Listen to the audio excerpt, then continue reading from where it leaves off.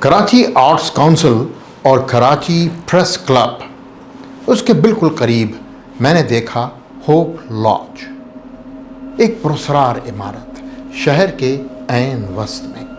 تو یوں ایسے آدمی کے ساتھ ایک شیطان اعلانیہ رہتا ہے جسے وہ دیکھتا ہے اور اس سے باتیں کرتا ہے، اور اسے وہ یہ راز ظاہر کرنے سے ہر وقت منع کرتا ہے۔ 6 اگست کی صبح ہیروشیما کے لوگ اپنی معمول کی زندگی میں مصروف تھے کہ اچانک آسمان پر ایک چمک نمودار ہوئی اور چند سیکنڈز میں پورا شہر آگ، دھوئیں اور چیخوں میں بدل گیا۔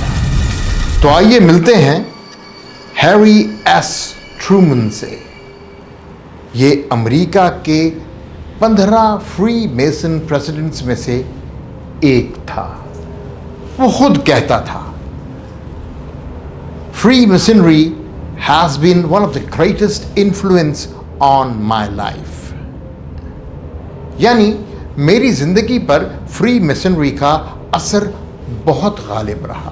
ڈونلڈ ٹرمپ کے پہلے دور میں اسے چین میں امریکہ کا سفیر مقرر کیا گیا تو بین الاقوامی میڈیا میں اس پہلو کو بھی نمایاں کیا گیا کہ وہ فری میسنری سے وابستہ ہے، جبکہ مین لینڈ چین میں فری میسنری جیسی تنظیموں پر پابندی موجود ہے۔ جانے رحمت پہ لاکھوں سلام۔ بسم اللہ الرحمن الرحیم۔ السلام علیکم ورحمۃ اللہ وبرکاتہ۔ تاریخ کا ذہین مطالعہ اور فری میسنز کا پاور پالیٹکس میں کردار اس بات کی گواہی دیتا ہے کہ یہ سیکرٹ سوسائٹی ایک انڈر کور آپریشن ہے جس میں دیگر تحاریک نے وقتاً فوقتاً شمولیت حاصل کی۔ Free Mason, orientalist, Protestants, Christian Zionism اور پھر عرب زائنزم، اور جن کے بارے میں میں نے اپنی پچھلی ویڈیو میں آپ کو تفصیل سے بتایا ہے۔ میں نے تحقیق کے لیے لاہور میں قائم کردہ فری میسن لاج 782 کے وزٹ کی کوشش کی تو پتہ لگا وہاں پنجاب حکومت کے دفاتر اور چیف منسٹر سیکریٹریٹ قائم ہیں، اور اندر جا کے 300 سال پرانے اس شیطانی نیٹ ورک کے بارے میں تحقیق نہ ہو سکی۔ پھر مجھے کسی نے یہ بتایا کہ کراچی میں بھی ایک فری میسن لاج موجود ہے، ہوپ لاج۔ کراچی آرٹس کونسل اور کراچی پریس کلب کے بالکل قریب میں نے دیکھا ہوپ لاج، ایک پراسرار عمارت شہر کے عین وسط میں۔ کراچی میں فری میسن برادری کی موجودگی اس سے بھی پہلے کی ہے۔ پہلی ہوپ لاج کی بنیاد 1843 میں رکھی گئی تھی اور اس کے بعد ابتدائی اراکین میں سندھ کا پہلا گورنر چارلز نیپیر بھی شامل تھا۔ برطانوی دور میں مقامی لوگ اسے جادوگھر کہا کرتے تھے کیونکہ فری میسنز کی خفیہ رسومات اور سرگرمیاں عام لوگوں کے لیے پراسرار اور ناقابل فہم تھیں، جس کی وجہ سے اس عمارت کے گرد ایک پراسرار تاثر قائم ہو گیا تھا۔ آن دا فیس فری میسنری ایک بین الاقوامی برادرانہ تنظیم یعنی فریٹرنل آرگنائزیشن تھی، اور اس کو اسی طرح مانا بھی جاتا تھا، جس کی بنیادی ساخت مختلف لاجز پر مشتمل ہوتی۔ ہر لاج اپنے مخصوص قواعد و ضوابط کے تحت کام کرتی ہے، جبکہ ان تمام لاجز کی نگرانی عموماً ایک گرینڈ لاج کے پاس ہوتی ہے۔ فری میسنری میں اراکین کو مختلف درجات یعنی ڈگریز یا رینکس کے ذریعے آگے بڑھایا جاتا ہے۔ پہلا مرحلہ انٹرڈ اپرنٹس، جہاں نئے رکن کو بنیادی اصول، نظم و ضبط، خاموشی اور وفاداری و تنظیم کی ابتدائی تعلیم سے روشناس کروایا جاتا ہے۔ دوسرا درجہ فیلو کرافٹ، جس میں علم، فلسفہ، عقل اور ذاتی ترقی پر زور دیا جاتا ہے اور رکن کو مزید اندرونی معاملات اور علامتی تعلیمات تک رسائی ملتی ہے۔ تیسرا اور بنیادی اعلیٰ درجہ ماسٹر میسن، جسے مکمل رکنیت کی علامت سمجھا جاتا ہے، جہاں وفاداری، قیادت، ذمہ داری اور تنظیمی رازوں کی حفاظت جیسے امپورٹنٹ تصورات پر زور دیا جاتا ہے۔ بعض نظاموں میں خصوصاً اسکاٹش رائٹ میں اس کے بعد مزید درجات بھی ہوتے ہیں، جیسے کہ 33 ڈگری تک جاتے ہیں۔ ان اعلیٰ درجات کو عموماً اعزازی، فلسفیانہ یا قیادتی مقام سمجھا جاتا ہے، جن کے گرد وقت کے ساتھ ساتھ بہت سی بحثیں، رازداری اور تجسس پیدا ہوا۔ اس تنظیم میں مخصوص علامات، رسومات، خفیہ شناختی طریقے اور اخلاقی اور فلسفیانہ تعلیمات میں شامل ہوتی ہیں، جنہیں اس کی روایتی شناخت کا حصہ سمجھا جاتا ہے۔ تاریخ میں فری میسنری کو سماجی روابط، خیراتی سرگرمیوں اور بعض اوقات سیاسی اور فکری اثر و رسوخ کے تناظر میں بھی دیکھا گیا۔ دوسری جانب، ویری امپورٹنٹلی، پچھلی ویڈیو میں آپ کو بتایا تھا کہ امام احمد رضا خان رحمۃ اللہ علیہ نے فتویٰ رضویہ میں فری میسنز کو کیسے ڈسکرائب کیا ہے۔ فتویٰ رضویہ جلد نمبر 21 صفحہ نمبر 122 123۔ فری میسن ایک سحر ہے، ایک جادو، اور جہاں تک اس کی نسبت کا معلوم ہوا وہ نبی علیہ الصلاۃ والسلام کے ایمان کے سلب کے لیے رکھا گیا ہے۔ معاذ اللہ، جو ان کے اثر کا معمول ہو جاتا ہے، بظاہر وہ اپنے دین جس پر وہ پہلے تھا زیادہ مستقیم ہو جاتا ہے، اور باطن میں تمام انبیاء علیہ الصلاۃ والسلام سے انکار کرتا ہے۔ دس از ایکسٹریملی امپورٹنٹ۔ تو یوں ایسے آدمی کے ساتھ ایک شیطان اعلانیہ رہتا ہے جسے وہ دیکھتا ہے اور اس سے باتیں کرتا ہے، اور اسے وہ یہ راز ظاہر کرنے سے ہر وقت منع کرتا ہے۔ اور یہی سبب ہے کہ اگر فری میسن شہر کے ایک کنارے سے گزرے تو دوسرے کو جو شہر کے دوسرے کنارے پر ہے اطلاع ہو جاتی ہے، اور ایک کا شیطان دوسرے کے شیطان کو اطلاع فراہم کرتا ہے۔ اعلیٰ حضرت امام احمد رضا خان رحمۃ اللہ علیہ نے اس فتوے میں قرآن کریم کی 3 آیات اور ایک حدیث قدسی کو لاجیکلی کنیکٹ کر کے دکھایا۔ سورہ ناس آیت نمبر 5، شیطان انسان کے دل میں وسوسے ڈالتا ہے، یہی باطن میں انبیاء علیہ الصلاۃ والسلام سے انکار کی طرف اشارہ ہے، جس کا ذکر فتوے میں موجود ہے۔ سورہ الزخرف آیت نمبر 36، اور جسے رتوند آئے رحمان کے ذکر سے ہم اس پر ایک شیطان تعینات کریں کہ وہ اس کا ساتھی رہے۔ سورہ انعام آیت نمبر 121۔ اور اس طرح ہم نے ہر نبی کے دشمن کیے ہیں، آدمیوں اور جنوں میں، کہ شیطانوں کے ان میں ایک دوسرے پر خفیہ ڈالتا ہے بناوٹ کی بات۔ نبی کریم صلی اللہ علیہ وآلہ وسلم نے فرمایا، صحیح مسلم کی حدیث، تم میں سے ہر ایک کے ساتھ ایک جن شیطان مقرر ہے۔ صحابہ رضی اللہ تعالیٰ عنہ نے فرمایا، یا رسول اللہ صلی اللہ علیہ وآلہ وسلم، آپ کے ساتھ بھی؟ فرمایا ہاں، لیکن اللہ نے اس پر میری مدد فرمائی تو وہ مسلمان ہو گیا۔ اس حدیث سے شیطان کے ساتھ رہنے کا تصور واضح ہو جاتا ہے۔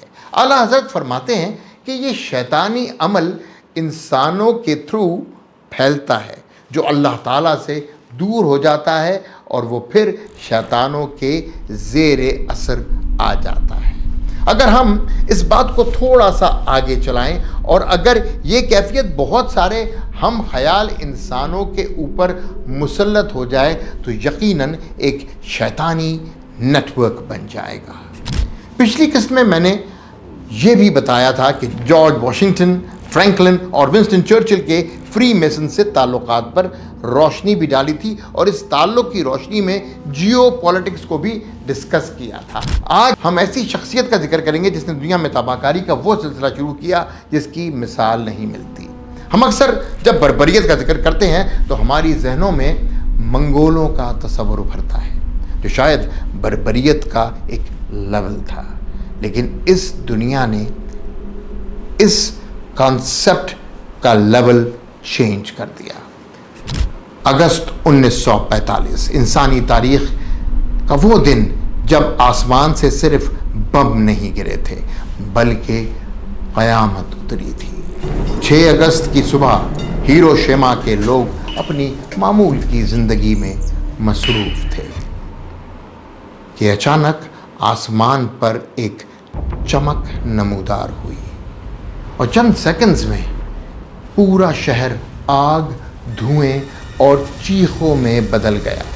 लिटिल बॉय नामी एटम बम एक ही लम्हे में हज़ारों इंसानों को राख बना देता है। फिर सिर्फ 3 दिन बाद 9 अगस्त 1945 नागासाकी पर फैट मैन गिराया गया। एक और शहर, एक और तबाही, एक और इंसानी अलमिया। तारीखी अंदाज़ों के मुताबिक इन दोनों एटमी हमलों में 120,000 से लेकर 246,000 से ज़्यादा इंसान मारे गए, जिनमें अक्सरियत आम शहरियों, औरतों और बच्चों की थी। लेकिन मौत सिर्फ उस दिन नहीं आई थी। तापकारी रेडिएशंस ने जिंदा बच जाने वालों को बरसों तक कैंसर और दूसरी बीमारियों, अजियतों और तकलीफ़ों में मुब्तला रखा। वो शहर जो कभी ज़िंदगी से भरपूर थे, चंद लम्हों में खामोश कब्रिस्तान बन गए। और आज भी दुनिया ये सवाल पूछती है, क्या ताकत के नाम पर इंसानियत को इस हद तक तबाह करना कभी जायज़ हो सकता है? ये फैसला किसका था? उस शख्स की तरबियत कहाँ हुई? तो आइए मिलते हैं हैरी एस ट्रूमन से। ये अमेरिका के 15 फ्री मेसन प्रेसिडेंट्स में से एक था। वो खुद कहता था, free masonry has been one of the greatest influence on my life. यानी मेरी ज़िंदगी पर फ्री मेसनरी का असर बहुत गालिब रहा। और फिर इंसानियत के ख़िलाफ़ एटमी हथियार का पहला और अभी तक का आखिरी इस्तेमाल फ्री मेसन प्रेसिडेंट ने खुद किया। ये एक हकीकत है, कोई मुबालगा नहीं। हैरी एस ट्रूमन 1909 में मिसूरी एक लॉज, एक नौजवान का दाखिला, दर्जा बदर्जा, अहद दर अहद, ये सफ़र महज रुकनियत नहीं, एक नज़रियाती वाबस्तगी बन जाता है। और फिर ये नज़रिया बर्बरियत की वो मिसाल कायम करता है जिसकी इंसानियत तक सोच भी नहीं पहुंचती। कांप के रह जाता है इंसान। अब आइए अमेरिका और फ्री मेसन्स की तारीख का जायज़ा लेते हैं। फ्री मेसनरी ने अमेरिका में 18वीं सदी के दौरान अपनी बुनियाद मजबूत की और वक्त के साथ साथ एक वसी बरादराना नेटवर्क में तब्दील हो गई। अमेरिकी तारीख की कई मारूफ शख्सियात, सियासतदानों, फ़ौजी अफसरान और समाजी रहनुमाओं के नाम मुख्तलिफ अदवार में फ्री मेसन लॉजिक के साथ मुंसलिक रहे। आज भी अमेरिका में फ्री मेसनरी एक बड़ी तंजीमी मौजूदगी रखती है, जहां अंदाज़न 10 लाख से ज़ायद मेंबरान मुख्तलिफ लॉजेस का हिस्सा समझे जाते हैं।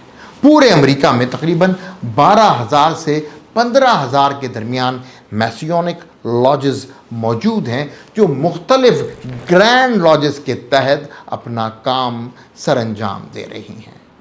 इन लॉजेस को सिर्फ खुफिया या अलामती तंजीमें, मराकज़ ही नहीं बल्कि समाजी रवाबित, खैराती सरगर्मियाँ और बाहमी ताबन, फ़लसफ़ियाना मबाहिस और मराकज़ के तौर पर भी देखा जाता है।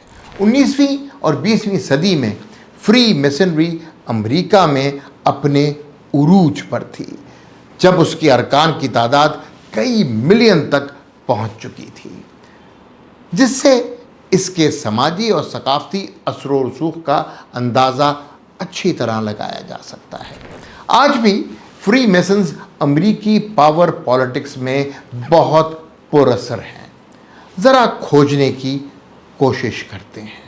जी हाँ, आयोवा के साबिक गवर्नर और चीन में अमेरिका के साबिक सफ़ीर थैरी ब्रैनस्टैड, इनके बारे में ये मालूमात मौजूद हैं कि वो फ्री मिशनरी से वाबस्ता रहे। आयोवा की ग्रैंड लॉज से उसे अपनी नुमाया अराकीन में शामिल किया और उसका ताल्लुक डेस मोइनिस के एक मेसियोनिक चैप्टर से बताया जाता है। बाज़ रिपोर्ट्स के मुताबिक 32nd डिग्री मेसन स्कॉटिश था और night commander of the court of honour का एजाज़ी मुकाम भी रखता था। 2016 में डोनाल्ड ट्रंप के पहले दौर में उसे चीन में अमेरिका का सफ़ीर मुकर्रर किया गया तो बैनुल-अक़वामी मीडिया में इस पहलू को भी नुमाया किया गया कि वो फ्री मिशनरी से वाबस्ता है, जबकि मेनलैंड चाइना में फ्री मिशनरी जैसी तंजीमों पर मुकम्मल पाबंदी मौजूद है। इसी वजह से उसकी तकर्री के दौरान ये मौजू बाज़ हलकों में तवज्जो का मरकज़ बना रहा। आयोवा की ग्रैंड लॉज आज भी थैरी ब्रैनस्टैड को अपना मोज़ेस ब्रदर्स में शामिल करती है, जिससे उनकी मेसियोनिक वाबस्तगी की तारीख़ी तस्दीक मिलती है। चीन जैसे मुल्क में, जिसको अमेरिका हर मैदान में अपना हलीफ मानता है और जानता है, एक फ्री मेसन एम्बेसडर क्यों लगाया गया? यहाँ से मालूम होता है कि अमेरिका पे फ्री मेसन्स की कार्रवाइयाँ कितनी well planned and well executed होती हैं। थैरी ब्रैनस्टैड और शी जिनपिंग की दोस्ती की तारीख 1985 से शुरू होती है। मैं चीनी सदर की बात कर रहा हूँ, जब शी जिनपिंग चीन के सूबा पेई के एक निस्बतन कम मारूफ सरकारी अफसर के तौर पर ज़रई मुतालियाती वफ़द के साथ अमेरिका की रियासत आयोवा आए थे। उस वक्त थैरी ब्रैनस्टैड आयोवा के गवर्नर थे। इस दौरे के दौरान शी जिनपिंग ने अमेरिकी ज़रई निज़ाम, फार्मों और मकामी कम्युनिटीज़ का मुशाहिदा किया, जहां ब्रैनस्टैड ने उनकी मेज़बानी की और रहनुमाई में अहम किरदार अदा किया। वक्त गुजरने के साथ ये रस्मी मुलाकात एक तवील सिफारती और ज़ाती ताल्लुक़ में तब्दील हो गई, यहाँ तक कि दोनों शख्सियात एक दूसरे को पुराना दोस्त कहने लगे। बाद में जब शी जिनपिंग चीन के सदर बने और थैरी ब्रैनस्टैड को 2017 में चीन में अमेरिका का सफ़ीर मुकर्रर किया गया, तो इस पुरानी दोस्ती को अमेरिका और चीन के ताल्लुकात में एक अहम सिफारती पुल के तौर पर देखा गया। दूसरी तरफ चाइनीज़ मीडिया में थैरी के मिसियोनिक बैकग्राउंड यानी मेसनरी सिस्टम में शमूलियत पर नुक्ताचीनी भी की गई। ब्रैनस्टैड प्रेस के सहाफ़ी जॉन फिंक ने 2016 में लिखा था, अगर आयोवा के गवर्नर थैरी ब्रैनस्टैड चीन में अमेरिका के अगले सफ़ीर बनते हैं तो शायद उन्हें अपने मिसियोनिक अलामात घर ही छोड़ने पड़ें। इसकी वजह यह है कि फ्री मेसन्स की वो तंजीम जिसे ब्रैनस्टैड वाबस्ता हैं, मेनलैंड चाइना में कई दिहाइयों से ममनू करार दी जा चुकी है। अगरचे ताइवान में अब भी मिसियोनिक लॉजेस मौजूद हैं, लेकिन चीन में बिल्कुल नहीं। वहाँ मौजूद तमाम दीगर मिसियोनिक चैप्टर्स 1949 के कम्युनिस्ट इनकलाब के बाद ख़त्म कर दिए गए थे। यहाँ ये बात भी गौर तलब है कि ताइवान में फ्री मेसन्स पर कोई पाबंदी नहीं, और लास वेगास के एक अखबार में छपे आर्टिकल के मुताबिक डोनाल्ड ट्रंप ने ताइवान के सदर से बात करने के बाद टैरी को चाइना में अमेरिकी सफ़ीर तैनात किया। यहाँ ये बात भी काबिल ज़िक्र है कि टैरी ने ताइवान ایک سے زیادہ دفعہ وزٹ کیا تھا، لیکن اس کا وزٹ اس کے یو ایس ایمبیسڈر بننے سے پہلے کا تھا۔ یہ بات بھی بہت امپورٹنٹ ہے کہ ٹیری چین اور امریکہ کے تعلقات کے لیے کوئی خاطر خواہ نتیجہ تو برآمد نہ کر سکا، لیکن یہ ٹینیور ایک ہائی ٹینشن ٹینیور رہا۔ مئی 2019 میں ٹیری تبت کا دورہ کرتا ہے، اور یہ وہ خطہ ہے جو تبت، بھارت اور چین کے درمیان ایک متنازع علاقے کے طور پر جانا اور مانا جاتا ہے۔ اس وزٹ کو چائنیز میڈیا نے ٹیری کے لیے آڑے ہاتھوں لیا، کیونکہ ٹیری نے وزٹ سے پہلے یہ بات بھی کہی کہ میں وہاں ریلیجس فریڈم کے معاملات کو دیکھنے جا رہا ہوں، اور یہی بات چائنا کو بالکل بھی اچھی نہ لگی۔ دوسری طرف ایمبیسڈر کی دلائی لاما سے ملاقات بھارت کے لیے ایک میسج تھا، یا یوں کہیے امریکہ کی طرف سے بھارت کو ایک نوڈ کہ اب تم نے چین کو روکنا ہے۔ اور اگر میں واقعات کے تانے بانے صحیح طریقے سے جوڑ رہا ہوں تو 2019 کے اس وزٹ کے بعد بھارت اور چائنا کے بیچ 2020 میں تبت کے معاملے پر سکرمشز بھی ہوئیں، چھوٹی جنگ۔ یوں ایک فری میسن ایمبیسڈر نے وہی کام کیا جو فری میسنز اپنے دشمنوں کے خلاف کرنے کے ایکسپرٹ ہیں۔ Free masons exist and prevail. It's not a conspiracy anymore. یہ ایک حقیقت ہے۔ ہم نے جس مجدد کا تعارف نہایت محدود انداز میں کیا، وہ دراصل ایک عالم دین ہونے کے ساتھ ساتھ ایک اسٹیٹسمین بھی تھے۔ قرآن و حدیث سے سبق سیکھ کر عصر حاضر میں اس کو اپلائی کرنا، یہی ایک مجدد کا کام ہوتا ہے، اور وہ انہوں نے فری میسنز کے خلاف فتویٰ دے کر آسن طریقے سے کیا۔ کاش اعلیٰ حضرت امام احمد رضا خان رحمۃ اللہ علیہ کو ہمارے سلیبس میں شامل کیا جاتا، تو ہم نہ صرف مسلمانوں کے خلاف ہونے والی سازشوں سے باخبر رہتے، بلکہ کوئی نہ کوئی کاؤنٹر اسٹریٹجی بھی بنا پاتے۔ فری میسنز پہ یہ سلسلہ ابھی جاری رہے گا۔ میرے ساتھ جڑے رہیے۔ انسنی باتیں، جواد رضا خان۔ مصطفیٰ جان رحمت پہ لاکھوں سلام۔